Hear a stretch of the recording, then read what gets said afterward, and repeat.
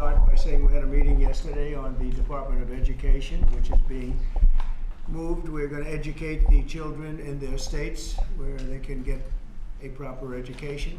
The numbers are horrible the way it is, and we're going to make a move that's very big. I don't think it's even risky a little bit. I think it's going to be amazing. It should have been done years ago. They've been talking about doing it for many years, but nobody ever got it off. But we did. And there was great excitement and great acceptance of it by almost everybody, including a lot of Democrats, actually. I do want to say that I've decided that the SBA, the Small Business Administration, headed by Kelly Loeffler, is a terrific person, will handle all of the student loan portfolio. We have a portfolio that's very large, lots of loans, tens of thousands of loans, pretty complicated deal. And that's coming out of the Department of Education immediately, and it's going to be headed up by Kelly Loeffler at SBA, and they're all set for it. They're waiting for it. It'll be serviced much better than it has in the past. It's been a mess. And also, Bobby Kennedy, the Health and Human Services, will be handling special needs and all of the nutrition programs and everything else. Rather complex, but that's going to be headed by and handled by Health and Human Services. So I think that'll work out very well. Those two elements will be taken out of the Department of Education, and then all we have to do is get the students to get guidance from the people that love them and cherish them, including their parents, by the way, who will be totally involved in their education along with the boards and the governors and the states. And it's going to be a great situation. I guarantee that in a few years from now, I hope I'm going to be around to see it, but I think we're going to see a lot of it. I think that you're going to have tremendous results. You're going to have results like Norway, Sweden, Denmark, a lot of the countries that do so well. I think you're going to have a lot of those results. If you look at Iowa and Indiana and Idaho, so many places that run so well, Florida, Texas, big ones, you're going to have great education, much better than it is now at half the cost. And we're not even doing it as a cost item, although you will save probably half, maybe more than that. And you're not going to be at the bottom of the list. You're going to be much higher. And maybe you'll be, I will guarantee some of the states will be at the top of the list. They'll be comparable or better than these number 1, 2, 3, 4, 5 countries, the countries that are in the top 5 positions. So that's, to me, it's very exciting, and it's been received very well. So I just wanted to tell you about the student loans and special needs. But we're here for a reason today that is very exciting, and I'm thrilled to announce that at my direction, the United States Air Force is moving forward with the world's first 6th generation fighter jet. Number 6, 6th generation. Nothing in the world comes even close to it. And it'll be known as the F-47. The generals picked a title, and it's a beautiful number, F-47.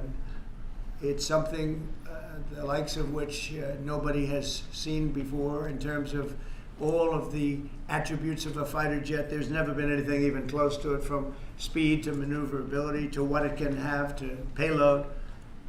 And this has been in the works for a long period of time.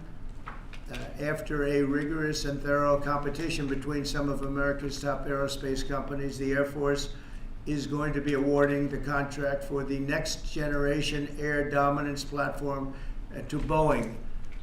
As you know, was highly competed for. There was a lot of competition, generals, and it's been going on for a long time. Very, very tough competition, but this plane is produced numbers that nobody's ever seen before. The F-47 will be the most advanced, most capable, most lethal aircraft ever built. An experimental version of the plane has secretly been flying for almost 5 years, and we're confident that it massively overpowers the capabilities of any other nation. There's no other nation. We know every other plane. I've seen every one of them, and it's not even close. This is a next level. You know, level 5 is good. This is level 6, they say. The F-47 is equipped with state-of-the-art stealth technology. It's virtually unseeable and unprecedented power. It's got the most power of any jet of its kind ever made. Maneuverability, likewise, is there's never been anything like it, despite the power and speed. Its speed is top. It's over 2, which is something that you don't hear very often. America's enemies will never see it coming. Hopefully we won't have to use it for that purpose, but you have to have it. And if it ever happens, they won't know what the hell hit them.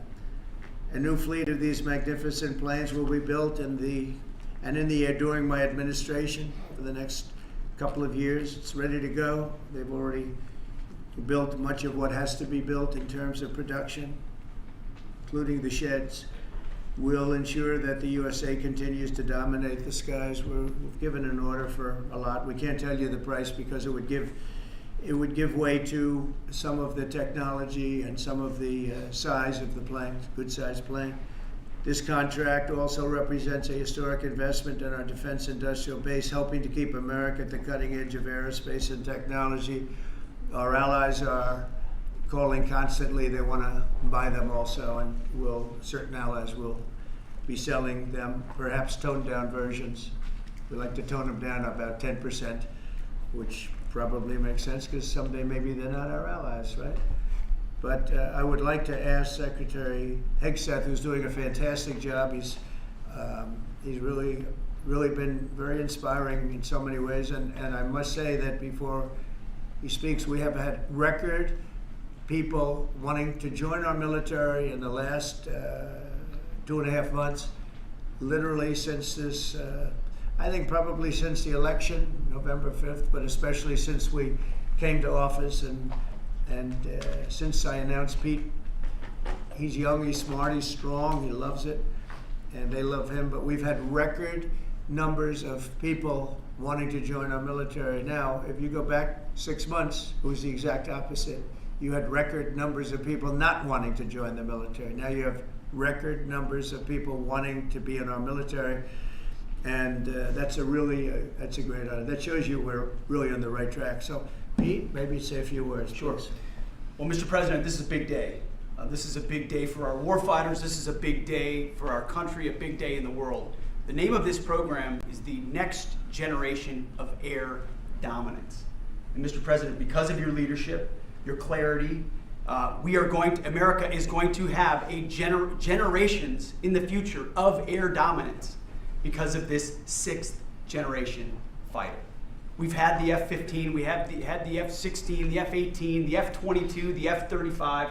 Now we have the F-47, which sends a very direct, clear message to our allies that we're not going anywhere, and to our enemies that we will be able to project power around the globe unimpeded for generations to come. Mr. President, this is a gift to my kids and your kids, to my grandkids and your grandkids.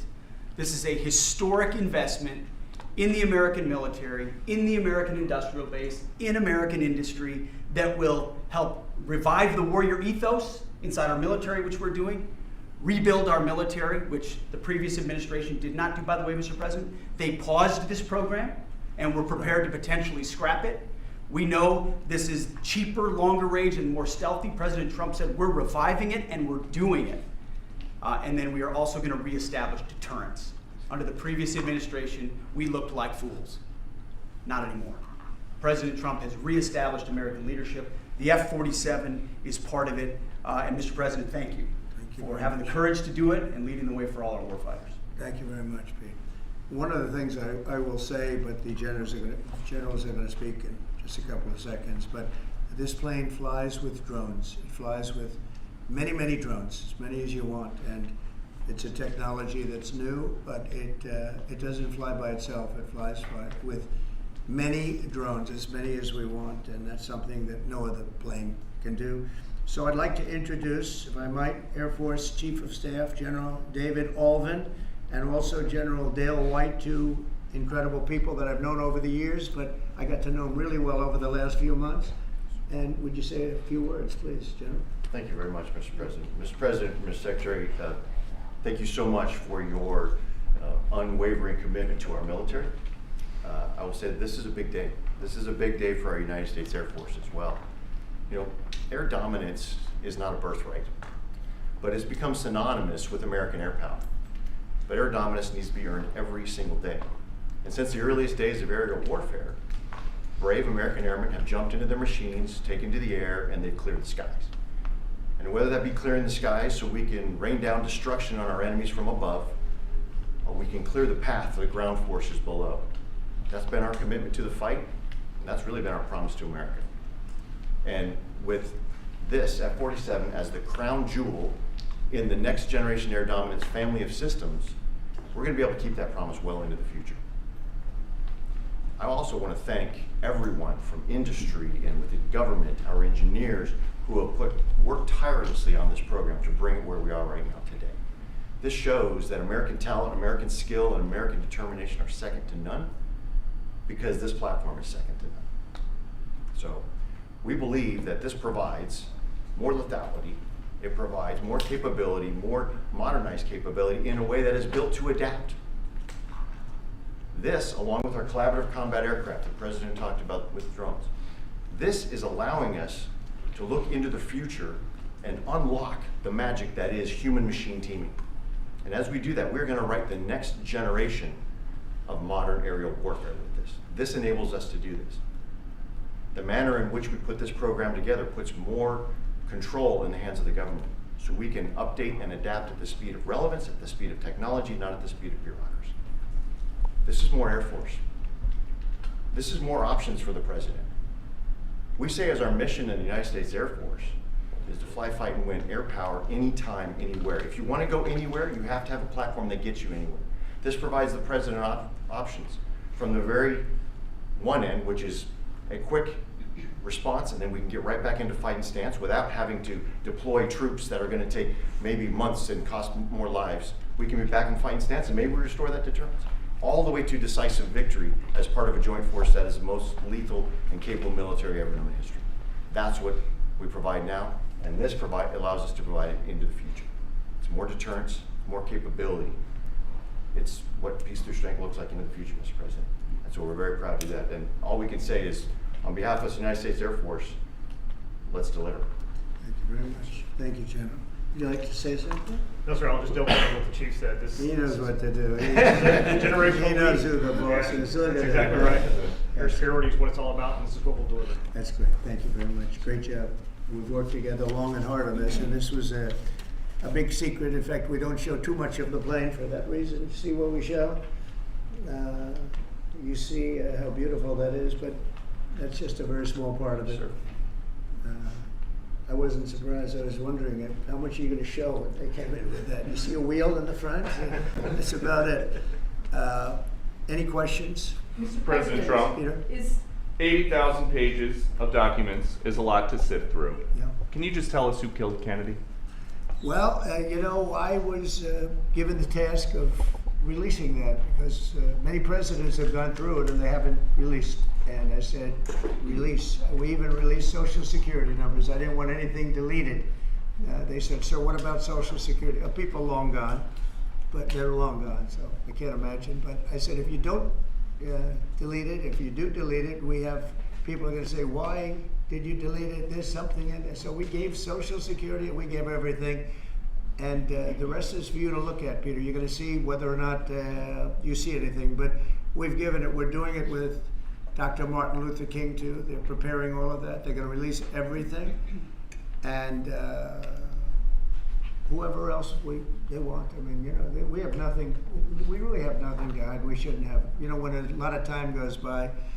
But with the Kennedy files, in particular, they were going crazy on them.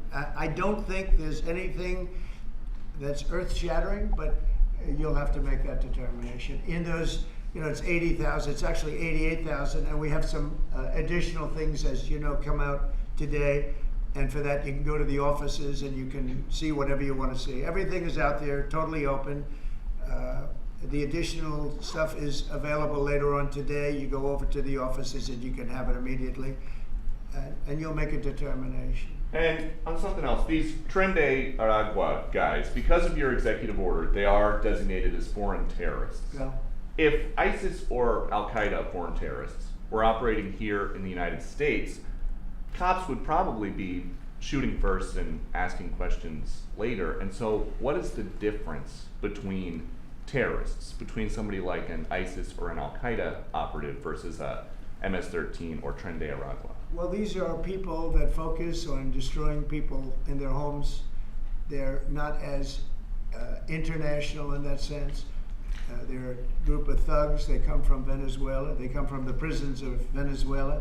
They're very, very dangerous people, but they didn't look so dangerous when the guards took care of the situation from El Salvador. And I want to thank the president. He's a friend of mine. He's done a great job. But I just can't imagine that the Democrats are taking this issue where they want to have them back. You know, so now they have men playing in women's sports. They have transgender for everyone. They have open borders. They have all of their crazy policies that are, I think, 95-5, not 90-10, okay? And their new policy is, let's bring Tren de Aragua back into our country. Let's bring the worst, these are the worst gang members there are.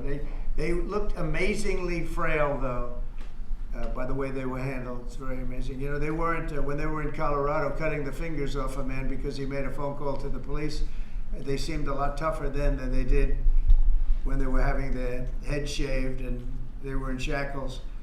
They're tough people. They're bad people. We don't want them in our country. We can't let a judge say that he wants them. You know, he didn't run for president. He didn't get much more than 80 million votes.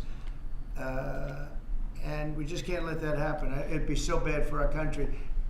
I won on the basis of getting criminals out of our country that were let in. It was called unforced error. They were let in by Biden, incompetently let in, and let in by the millions, actually. 21 million people, I believe it's 21 million.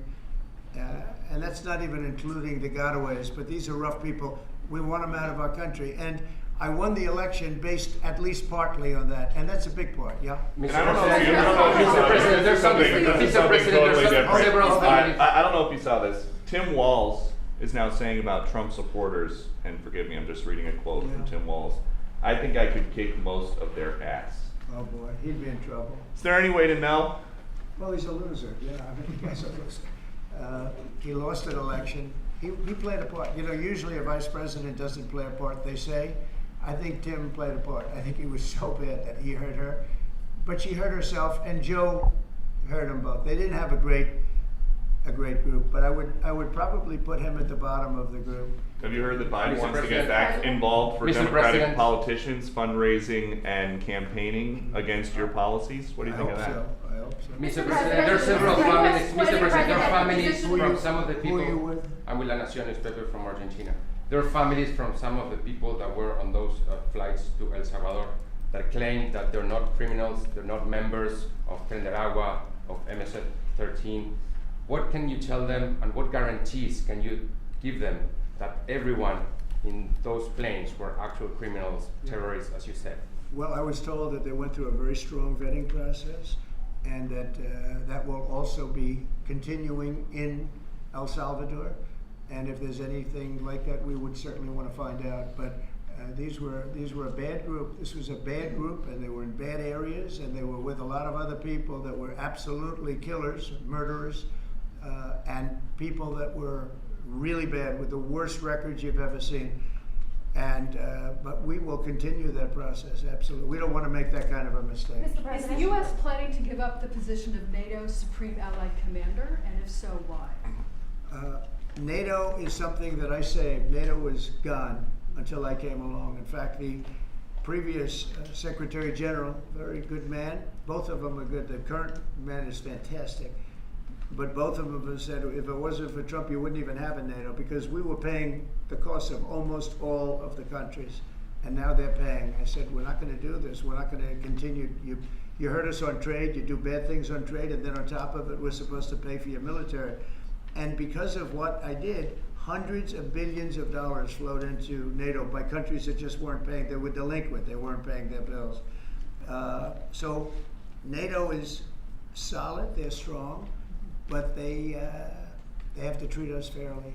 Are we going to give up the... Because look, without us, NATO's not the same thing. And I can tell you, I've been having very good discussions, as you know, with President Zelensky and with President Putin. And President Putin will tell you that without the United States, he wouldn't be worried. But Mr. he is President. worried when the United States is involved. And I have to tell you, I've dealt very well with both gentlemen, and we have, I think we have the confines of a deal. I hope we have the confines of a deal. I'm doing it for two reasons. Number one, and by far most importantly, thousands of young people, and they're not American people, they're Russian and they're Ukrainian, are being killed every week, thousands a week. And also the United States has paid, because of Biden, $350 billion on a war that should have never happened. If we had a competent president in this sitting right here, that war would have never happened. It would have absolutely never happened with me. And it didn't happen. For 4 years it didn't happen. Mr. President, do you think you have the authority, the power to round up people, deport them, and then you're under no obligation to a court to show the evidence against them? Well, that's what the law says, and that's what our country needs, because we were, unfortunately, they allowed millions of people to come into our country, totally unvetted, totally unchecked. So you ought to ask, did he have the authority to allow millions of people? Did Biden have the authority to do something that's unthinkable? Have open borders where millions of people poured into our country, totally unvetted and totally unchecked, just as you would say. And many of those people were criminals. Many of them were from jails and prisons and mental institutions and gang members and drug dealers and very dangerous people. Many were murderers. We have 11,088 that we know of murders they murdered. Of that number, at least half killed more than one person. They're in our country. They're in a location near you. Biden allowed that to happen to our country. And his people that really ran the country. And the person that operated the auto pen, I think we ought to find out who that was, because I guess that was the real president. So when you ask me if we have the authority, did Biden have the authority to allow millions of people to come into our country? Many of these people, hardened criminals at the top of the line who have caused tremendous damage in our country. You see them in New York City fighting with our police. I mean, literally having fist fights in the street with our police. These are tough, hard criminals. Many of them came out of jails, and not just South America, from all over the world. They came out from Africa, from the Congo. They came out from Asia. Not just South America, but many from South America. These are hard, tough criminals, and we have to get them out. And a judge sitting behind a bench someplace got a nice appointment. You can't take that away from the people that are responsible. Now, in this case, Marco Rubio has a lot of big decisions to make, and he's a fantastic person, a great man. I think he'll be our best. I think he has a chance to be our best Secretary of State. He's been doing incredibly. He works so hard. He's gone to so many different countries already, and he's got the authority to get bad people out of our country. And you can't stop that with a judge sitting behind a bench that has no idea what goes on, who happens to be a radical left lunatic. Do you think the judiciary is You guys today are denying this New York Times report that Elon Musk was going to be shown a 20 to 30 page presentation about a theoretical war plan against China. Why not just show it to Elon? Because I don't want to show it to anybody. You know, you're talking about a potential war with China. Now, I deal with these people all the time, and I'm dealing with Pete, I'm dealing with these gentlemen on numerous different airplane purchases, and I think they're all going to be great. But I don't want other people anybody seeing potential war with China. We don't want to have a potential war with China, but I can tell you if we did, we're very well equipped to handle it. But I don't want to show that to anybody, but certainly you wouldn't show it to a businessman who is helping us so much. He's a great patriot. He's paying a big price for helping us cut costs, and he's doing a great job. He's finding tremendous waste, fraud, and abuse. But I certainly wouldn't want, Elon has businesses in China, and he would be susceptible perhaps to that. But it was such a fake story. The New York Times is just as fake as CNN and MSDNC. And anybody read that story, people laughed at that story. Who would do such a thing? And the first thing I did is I called Susie and I called Pete. I said, is there any truth to that? And they said, it's ridiculous. No, he's over there to talk about costs. You might want to address that, Pete. But Elon was over there today to address costs. Doge, thing called Doge, which you've heard about. Pete? That's exactly right, Mr. President. You pointed out it was a fake story. We pointed out it was. It was meant to sort of undermine whatever relationship the Pentagon has with Elon Musk. Elon Musk is a patriot. Elon Musk is an innovator. Elon Musk provides a lot of capabilities our government and our military rely on, and I'm grateful for that. We welcomed him today to the Pentagon to talk about DOGE, to talk about efficiencies, to talk about innovations. It was a great informal conversation. The rest of that reporting was fake. There was no war plans, there was no Chinese war plans, there was no secret plans. That's not what we were doing at the Pentagon. I might add that I think Elon, if they ever wanted to do that, I think Elon wouldn't do it. I think he wouldn't do it. He wouldn't want to put himself in that position. But if you read what's out of the New York Times, it's such a dishonest newspaper. It's such garbage. It's, it used to be called all the news that's fit to print. Well, it's all the news that's not fit to print. They have fake sources, or they don't have sources. I think they make most of it up. But this was a made-up story by the New York Times. I call it the failing. It's a failing newspaper. It's failing. And they shouldn't do that. They really are the enemy of the people. And Mr. President, We do need honest journalism in this. We've made such big strides over the last 2 months, but we just need honest journalism, and we don't have it. When you have a CNN, you have to watch these people every once in a while just to see where they're coming from, and it's so dishonest. MSNBC is, I think, probably worse, and they're both doing horribly in the ratings. I think they're going to be turned off. I don't think they're not doing any ratings. You're doing well on the ratings. Thank you. Just quickly on, I understand that your trade rep is meeting their Chinese counterpart next week. Yes. Is there anything that they can do to stop April 2nd or to roll back the tariffs that you've put on China already? Well, we could talk, but basically, I call April 2nd. I would have made it April 1st, but I didn't want to be April Fool's Day because then nobody would believe what I said, and they do believe me. April 2nd is going to be Liberation Day for America. We've been ripped off by every country in the world, friend and foe. We've been ripped off on trade. We've been ripped off on military. We protect people and they don't do anything for us. It's just so unfair for years and years. And now some of that money is going to be coming back to us in the form of tariffs. Tens of billions. It's going to be numbers like nobody's ever seen. So NVIDIA announced today, you saw that, hundreds of billions of dollars of investment. The biggest chip maker in the world announced hundreds of billions of dollars of investment. Hundreds of billions, not millions, but billions. They're all coming here. Apple just announced $500 billion worth. They're going to build plants here. They built their plants in China. They're going to build them here. And they're starting immediately. We have investment, the likes of which this country has never seen, already announced. And they all want to have news conferences. I don't have enough time to have that many news conferences, but I would say so far at least $4 trillion. $4 trillion is coming in. Car companies, very importantly, a lot of the car companies that were going to build in Mexico or Canada are now building here. Because I don't want cars from Canada. I don't want cars from Mexico. They want to do it, it's fine, but I want the car companies to build here, not, they were building in Mexico 3 plants, big plants, really big plants, and they were going to sell the cars right across the border. We wouldn't have the jobs, we wouldn't have the profits, we wouldn't get the taxes, we get nothing. All we get is unemployment and empty factories. Those days are over. So now those 3 places are going to build here, but many more than that. We have a big one. Honda is building, just announced a really big plant in Indiana, great state, smart place to build. And we have many car companies coming here. The steel mills are going to be booming, And many other things come with that. But we need that for defense. There are certain things you have to have. You have to have steel.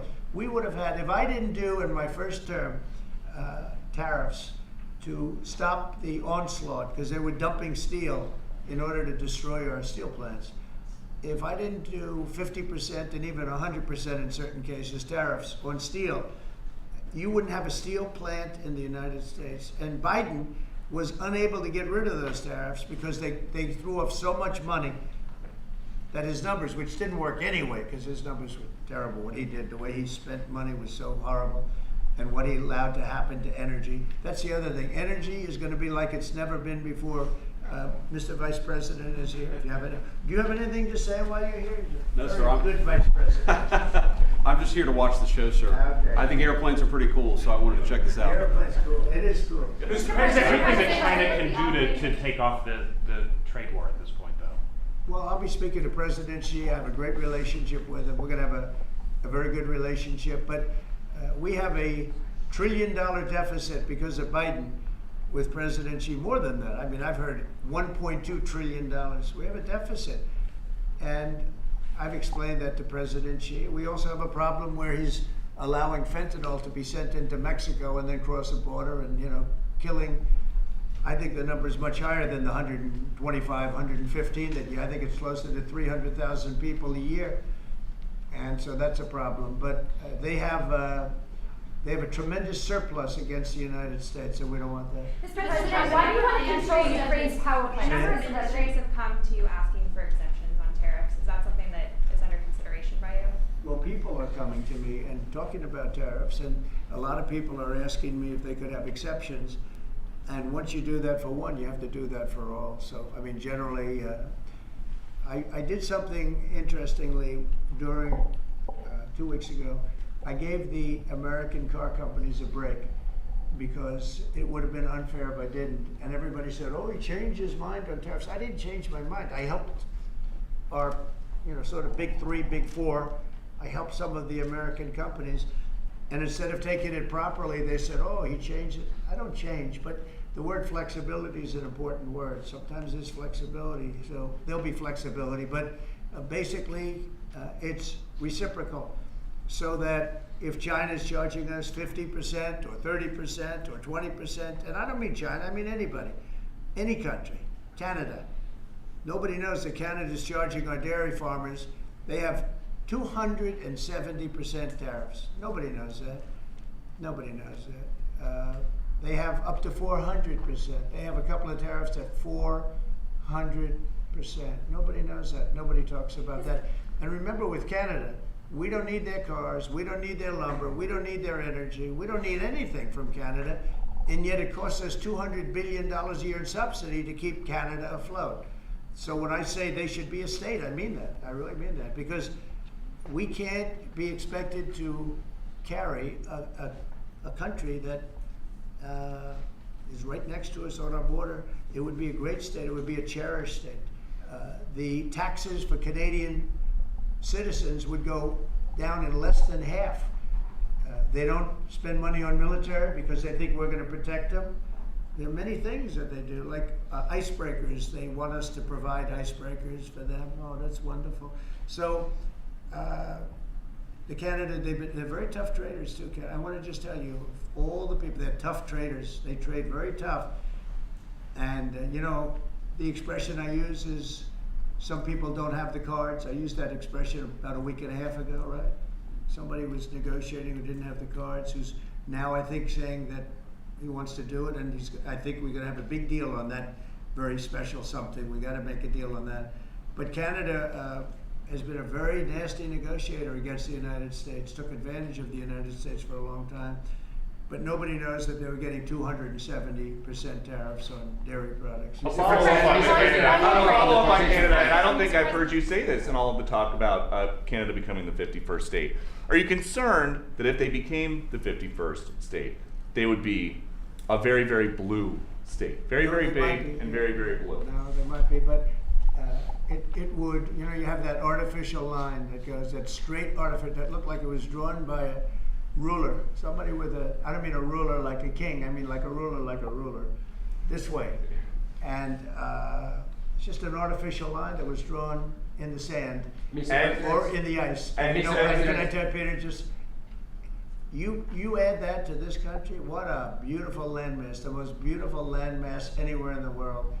And it was just cut off for whatever reason. It would be great. Now, is it liberal? Maybe, but a conservative until I got involved, because I don't care who wins up there. I frankly probably would do better with the liberal than the conservative, if you want to know the truth. But just a little while ago, before I got involved and totally changed the election, which I don't care about, probably it's to our advantage actually, but the conservative was leading against, I call him Governor Trudeau, the conservative was leading by 35 points. So, so I don't know about that.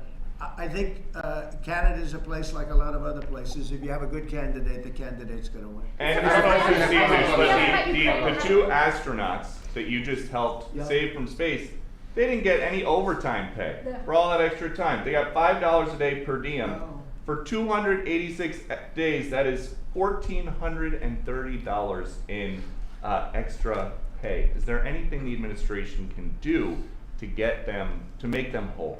Well, nobody's ever mentioned this to me. If I have to, I'll pay it out of my own pocket, okay? I'll get it for them. Mr. Mr. President, President, follow up on you the mentioned- petition you signs. I like that. Mr. President, you President, mentioned the I'll deal. pay it right out of my, is that all? That's not a lot Me por- for what they had to go through. And I want to thank Elon Musk, by the way, because think if we don't have him. You know, there's only so long, even though they're in the capsule up there, that the body starts to deteriorate after 9 or 10 months and gets really bad after 14, 15 months with the bones and the blood and all the things that you've been reporting on very well. And if we don't have Elon, they could be up there a long time. Who else is going to get him? And I just want to thank him. He's going through a lot, what they're doing to him. And these people are going to be caught, and they're going to be caught, and they're going to be prosecuted. And from what they tell me, I see this just by watching your programs and reading the news, but from what they tell me, they could get 20 years in jail, and they'll get it. I'll tell you, there's going to be no leniency, and there'll be no pardons. I can tell you that right And you now. said this morning 20 years in jail, and then maybe you said this morning 20 years in jail, and then maybe they'll go to one of these prisons in El Salvador. Do you think with the way that the judges have been issuing injunctions, it would be easier or harder to send these Tesla domestic terrorists to a jail in El Salvador than these MS-13 or Tren de Aragua guys? Well, I view these people as terrorists just like others. These are, when I looked at those showrooms burning and those cars, not one or two, like 7, 8, 10 burning, exploding all over the place. These are terrorists. You didn't have that on January 6th, I can tell you. You didn't have anything like that on January 6th, which is sort of amazing because on January 6th, the Democrats were talking. Nobody was killed other than a very beautiful young woman, Ashley Babbitt. Nobody was killed. And you look at what's going on now with these terrorists. These are terrorists, and that's an organized event. You know, take a look at their signs. Take a look. They're all made by the same sign company. A nice, expensive job. Now, these are the people that finance it are, in my opinion, in just as big a trouble as the people that are setting the match and setting the fires. So we'll see. It's under very serious investigation by the FBI and by the Justice Department. These people are terrorists. Mr. President, you mentioned a deal with Mr. Ukraine. President, what do you say to American military families who are seeing Elon Musk at the Pentagon today, are hearing about Defense Department cuts, and their thoughts are immediately going to the safety of their loved ones who are currently deployed? Well, we're making our country strong. And when they see a thing like that and they hear that story about Elon and China, what they should do is realize that the New York Times is a corrupt institution, because I think they're the ones. They knew that story wasn't true. Nobody believed that story. People that, when I first called, they laughed when they heard this story. Nobody believed it, that the Pentagon was giving him a briefing on what war with China would look like, and he has business in. No, they made that up because it's a good story to make up. They're very dishonest people. I have it with the Times, and you'll see more and more of it. To me, it's a very dishonest organization. But a story like that is made up. It's total fiction. And I just wanted to make sure. I called up Chief of Staff and I called up Pete, and I said, is there any truth to that? Absolutely not. He's there for Doge, not there for China. And if you ever mention China, I think he'd walk out of the room. He wouldn't take it anyway. So it's just a made up story. Nobody's taken better care of the military. One of the things that I know that Pete's doing is he's talking about a lot of the civilian staff, and we're going to get them other jobs. You know, we're going to have a lot of jobs in this country, but we don't want to have wasteful jobs. We want to have meaningful jobs. And those were wasteful jobs. Those are jobs that not only military, but jobs where people don't show up. You take a look at Department of Education. I've never seen so many buildings with the names on it. You go past one after another Department of Education, and they're empty. The people don't show up. You know why? Because they have other jobs, because they're playing golf, or they're playing something, they're doing something. And we have a lot of great people, but we have to move that back to the States.